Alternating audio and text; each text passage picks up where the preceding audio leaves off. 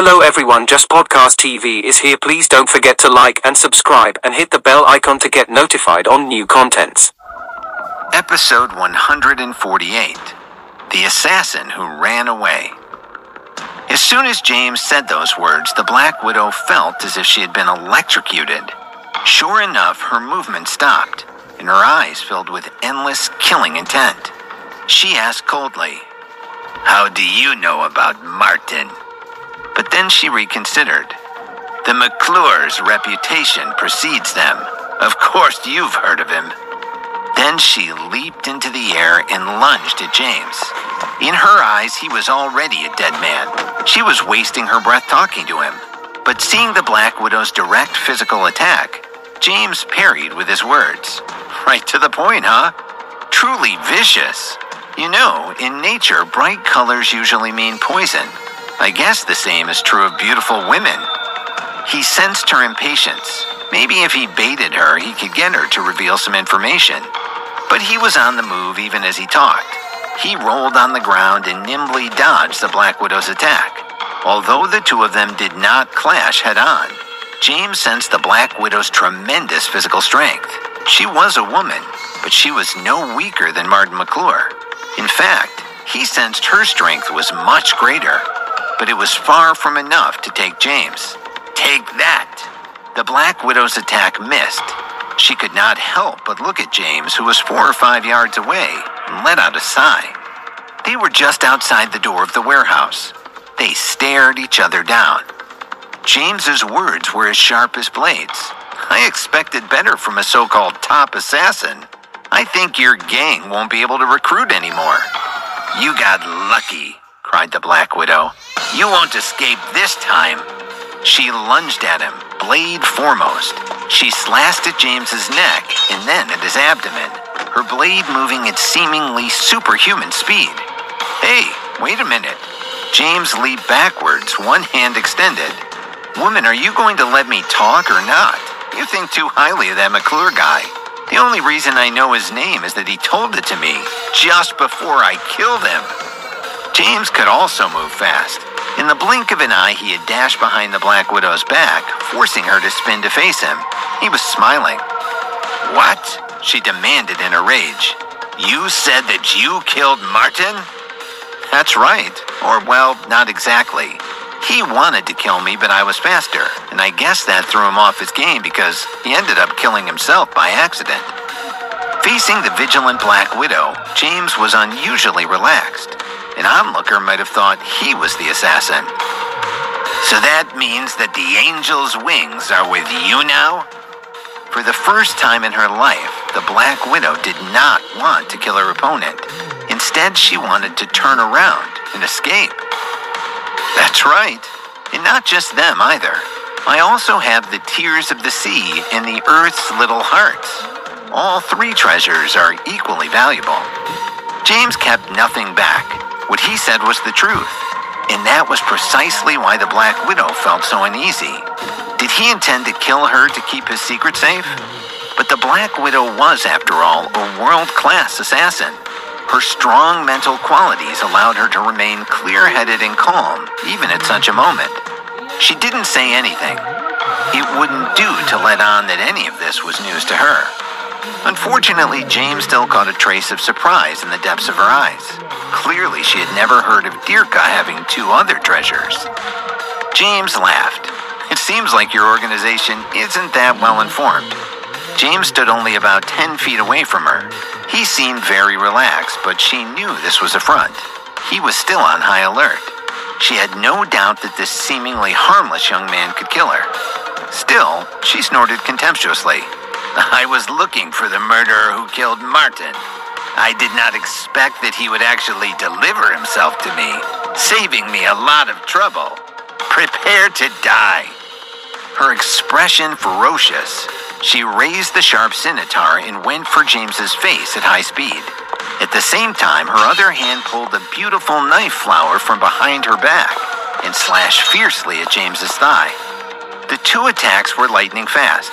James had no choice but to take a step back. The next moment, a heavy grenade appeared in her hand. She suddenly turned around and ran toward the warehouse. At the same time, the grenade flew straight at James's face. The Black Widow had decided to escape. It would be great if the grenade could kill this guy, but it would at least allow her to get away. Although this was the most embarrassing mission she had ever carried out, she couldn't think about that right now. All she cared about was escaping with her life. At this critical moment, James did not choose to retreat. Instead, he took a step forward to meet the grenade flying toward him. He raised his hand and slapped it away. The grenade was sent flying by James's tremendous strength. He crouched on the ground as it exploded. Shrapnel flew out in all directions and hit the walls of the factory. Immediately, there was a loud crash. The factory was already dilapidated. Under the impact of the shrapnel, a few of the walls collapsed. Just as James raised his head to observe the situation, 2 more loud explosions came from the direction of the warehouse door. Smoke and dust and splinters from the wooden door spread out like a shockwave. James pressed himself to the ground until the debris cleared. Under such a huge impact, the entire warehouse seemed to be on the verge of collapse. From the looks of it, the warehouse would completely collapse and turn into a pile of broken ruins with the next stiff breeze. That's when James saw Sam Kello. He was tied up, and he had fallen onto a huge steel beam in the center of the warehouse. His entire body was swaying under the force of the impact, which caused the steel beam to creak threateningly. His eyes were filled with terror. If not for the fact that his mouth was firmly taped shut, he would have let out a terrified sound like a pig being slaughtered. "I didn't see that coming," James muttered to himself. "Killers aren't supposed to run away." Then he called out, "Sam Kello, don't worry, I'll save you." But Sam Kello could not hear what James was saying. He had been temporarily deafened by the explosion. His struggle made the roof of the warehouse, which was already on the verge of collapse, creak violently. James gestured for him to stop struggling. Only then did he finally stop. He waited there for James to save him. But just as James was about to approach the entrance of the warehouse, the Black Widow appeared, covered in blood. She shouted, "Stop! Don't come over!" She used all her strength to rush to the edge of the warehouse. She grabbed a rope with one hand and took out a sharp machete with the other. She shouted at James, "If you keep walking forward, I will cut this rope." The Black Widow had planned to escape through a passage in the warehouse. Everything should have proceeded smoothly, but she hadn't been successful. She had never thought that James would be able to send the grenade flying with his own hands. It exploded in the air and created a shockwave, which caused a wall in the warehouse to collapse. The collapse of the wall caused the 2 grenades that she had prepared beforehand to explode in front of the warehouse door. She had been buried in the debris from the explosions. Although she hadn't been killed, she was seriously injured and bleeding profusely. If she didn't get to a hospital right away, she would definitely die.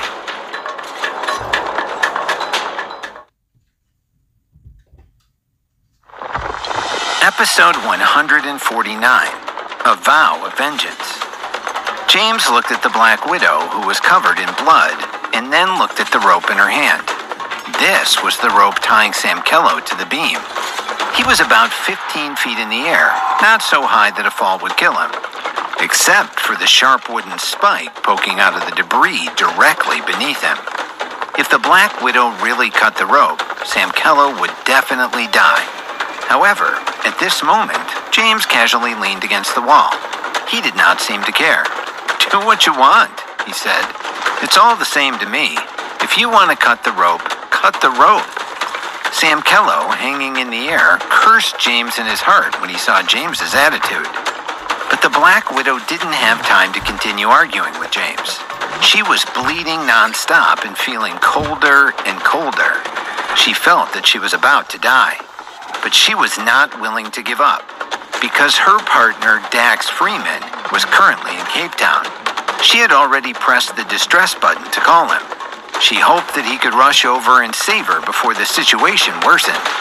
She had been an assassin for years. She had always known that death would come eventually.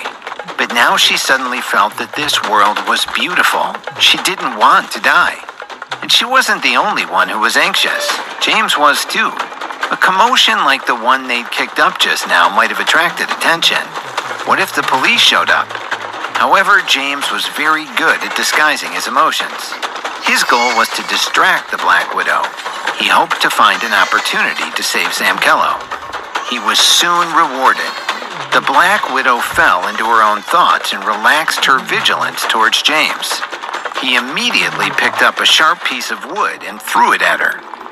The piece of wood shot toward the Black Widow like a sharp arrow, piercing her throat. "You," she said, her eyes widening in shock. But before she could say more, she died. She probably hadn't expected that after all those years as an assassin, she would finally die from a sharp piece of wood piercing her throat. All of this shocked Sam Kello, who was still hanging in the air. James did not dare to waste any time. He carefully got Sam Kello down. In the end, he simply dug a hole and buried the Black Widow. It didn't seem right to let this beautiful killer's body lie out in the open. Then James took Sam Kello and got out of there. In case they were being followed, they took an indirect route back to Cape Town. In the end, when they got back to the city, it was 1 o'clock in the morning. James told Sam Kello to arrange for his family to travel for a while. He had killed 2 assassins from the Dark Abyss. They would never let this matter rest. After James finished dealing with the matter of West Group, he would negotiate with the leader of the Dark Abyss and settle this matter to prevent any future troubles. Although this underground organization posed no threat to him, he didn't want it to keep pestering him. More importantly, he was not alone. He had a family and 3 women to protect. After James and Sam Kello left, the police quickly arrived at the site of the accident. Unfortunately, they did not find any clues to what had happened. They did not even find the Black Widow's body. After searching for a while, they gave up and left. Not long after, someone else suddenly appeared. Through methods of his own, he quickly found the place where James had buried the Black Widow. He didn't disturb it, but quietly placed 3 cigarettes on top. After that, he lit another cigarette. He said, "Black Widow, I'm sorry I couldn't get here in time. Although our relationship was not particularly close, since you begged me for help before you died, I will still seek revenge for you." The cigarette was quickly finished. That person also disappeared into the night. And this person was none other than the #1 assassin in the Dark Abyss, Dax Freeman. Just after dawn, James was woken up by a phone call. It was Krista. He figured that the 3 women must have arrived in Greece. They had probably just gotten off the plane and seen his message. He hesitated for a while before picking up the phone. "Hello, Krista. Have you arrived in Greece?" But what greeted him was not a gentle voice, but a stern question. "How could you do this to us?" Krista was obviously very angry. She had never spoken to him like this before. And he could hear the others also shouting at him. "I bet the weather in Greece is very good today. Is the scenery in the Aegean Sea beautiful?" James tried to change the topic, but he did not succeed. He was grateful they were too far away to beat him to death. However, in the end, he still persuaded the 3 of them to stay in Greece. He was completely relaxed after hanging up the phone. He woke Sam Kello up, and then they went straight to West Group. Sam Kello had followed James's instructions and sent his family away. Now he had nothing to worry about. James had saved him twice in a row. Now he was determined to follow James and become his loyal subordinate. James also planned to use Sam Kello well. He called his secretary Phyllis on the way. He asked her to inform everyone that the executives meeting would be held today. James did not plan to look at the company's accounts anymore. He was going to test everyone's loyalty. If the leaders in the group chose the right camp, he wouldn't affect their future. If they chose the wrong camp, James would punish them severely. After all, he wasn't a philanthropist. He was a businessman. He valued profits. When James and Sam Kello arrived at the meeting room of the West Group, all the executives of the company had arrived. Raymond was sitting in the vice president's seat, but he looked very worried. James glanced at him, then sat in the president's seat. Sam Kello stood behind him. Because James had brought Samkello, the people in the meeting room began to whisper to each other. Everyone in the company knew very well what Raymond had done. Now James had brought Samkello to the meeting room. This meant that James wanted to deal with Raymond openly. James spoke solemnly. "All of you, quiet down." Silence fell. Then he stood up and pointed at Samkello, who was standing behind him. Effective immediately, Samkello is the new vice president of West Group. James calmly announced this matter, but everyone in the room was shocked. There was a moment of silence, and then they began to object. "Don't we already have a vice president? What is he doing? The moment he arrives, he makes an announcement. Does he think he can do whatever he wants? I might quit." The entire conference room became as noisy as an open-air market. These and similar comments rose and fell. Phyllis looked at James in confusion. Even Samkello, who was involved, was shocked by James's decision. In the eyes of his shareholders, James was a reckless leader. He was unqualified to be president. The company would be driven into bankruptcy under his leadership. Of course, this was only their first impression of James. They did not know what kind of person he was at all.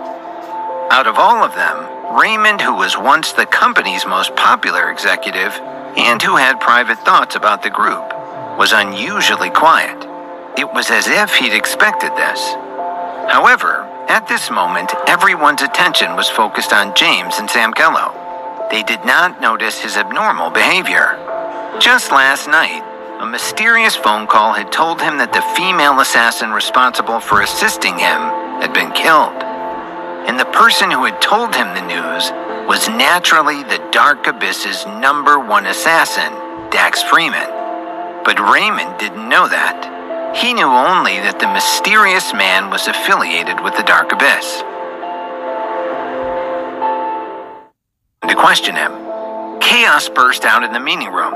"What? $1 billion? Is the new president so rich?" Even Raymond, who had been calm just a moment ago, suddenly seemed to shrink in his chair. Then someone took the lead and the whole conference room was filled with applause. "But I have a condition," said James. After all, he wasn't doing this out of the goodness of his heart. He was a businessman. "All of you must sign a contract with me. You must serve the company unconditionally for 5 years. Everyone was speechless. Was he telling them that they had to become slaves for the company? But without his money, they could only wait for bankruptcy. Meanwhile, James was thinking, if it wasn't for the sake of completing the medicinal check-in mission, I wouldn't even be here. It was indeed the truth. That was the only reason he wanted this company.